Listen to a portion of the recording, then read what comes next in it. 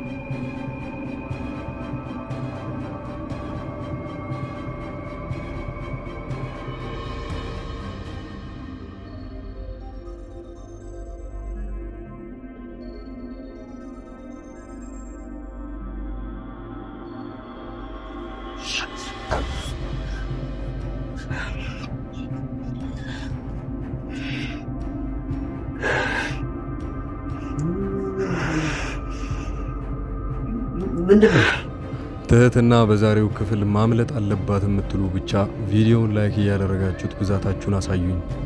ሌላው ትህትና ያደረገችው አንድ ነገር አለ። በራሷ በኩል ለማምለጥ እየጣረች ነው ያለችው። እንደውም ከውጪ ብሩክን ያስመለጠውን ሰውዬ ቁጥሩን ታውቀዋለህ ወይ ብላ መርዞን ስትጠይቀው ሰምታችኋል። ነገሩ እንዲህ ነው። መርዞ መጀመሪያውኑ ዝና ይዞት እሷን ያገታት ቦታ ላይ አንድ ላይ ቀላቅሎ አስቀምጧቸው ነበረ። ታዲያ የእያንዳንዱን ደላሎች ስልክ ቁጥር እየደወልክ ያኔ ሉላ የት እንደተከራየችና የት እንዳለች እስካላወቅክ ድረስ ከዚህ ቦታ የምትወጣ አይሆንም ብሎ እሷ ጋር ቀላቅሏት ነበረ።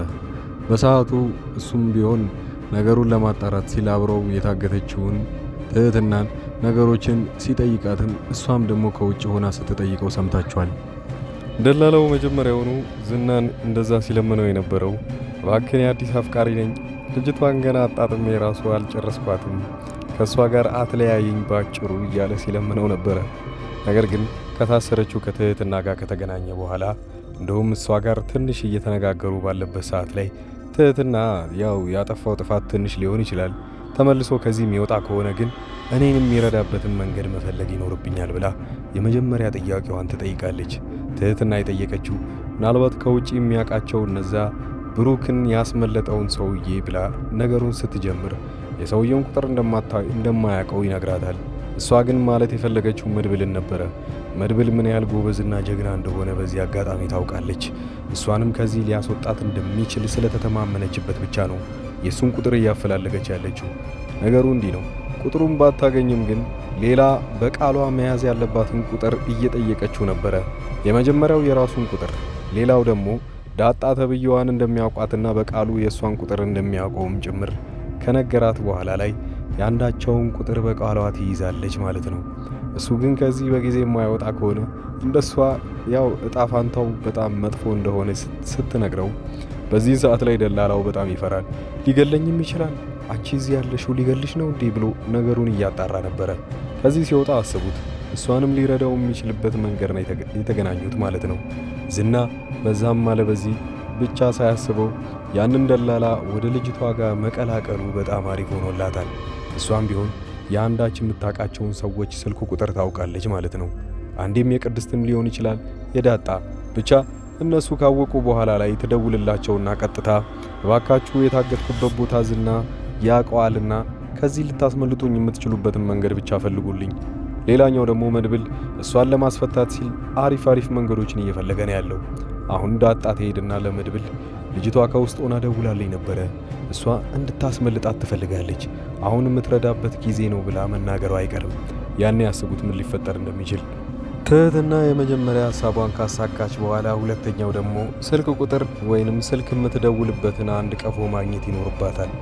አሁን ሀሳቡ የመጣላት ከዚህ ከጠበቃው ሰውዬ ጋር ኪሱ አካባቢ እያየች እያለ በጣም ለመውሰድ ቀላል የሆነውን አንድ ስልኩን ታይበታለች።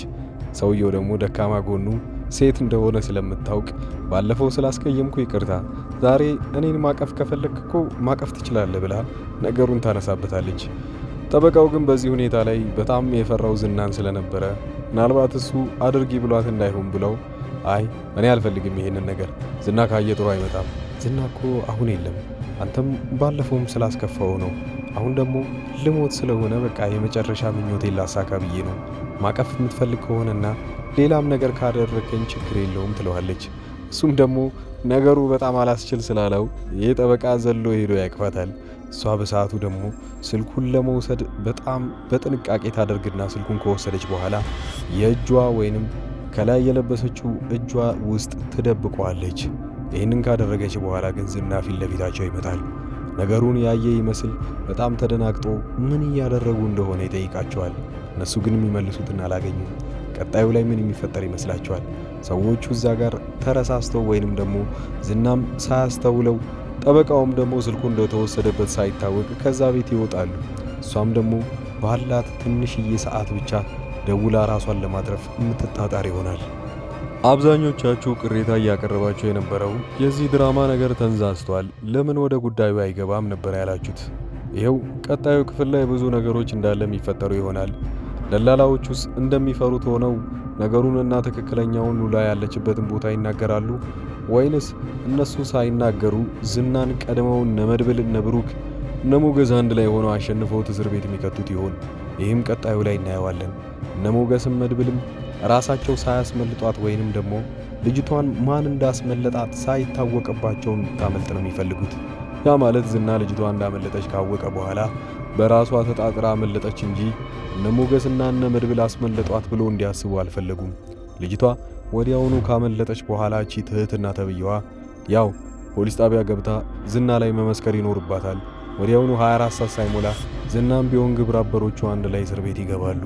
ዝና የመጨረሻው ሰዓቱ የደረሰ ይመስላል።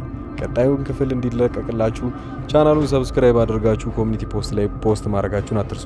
ሌላው በኦፍላይን ማየት የምትፈልጉና ሸበካ የሌላችሁ ሰዎች የቴሌግራም ግሩፔን እየተቀላቀላችሁ የመጀመሪያው ኮሜንት ላይ ያለውን ሊንክ እየተጫናችሁ ግቡና ጆይን በሉት። አንዴ ያወርዳችሁት ቀስ ብላችሁ ማየት ትችላላችሁ። መልካም ጊዜ።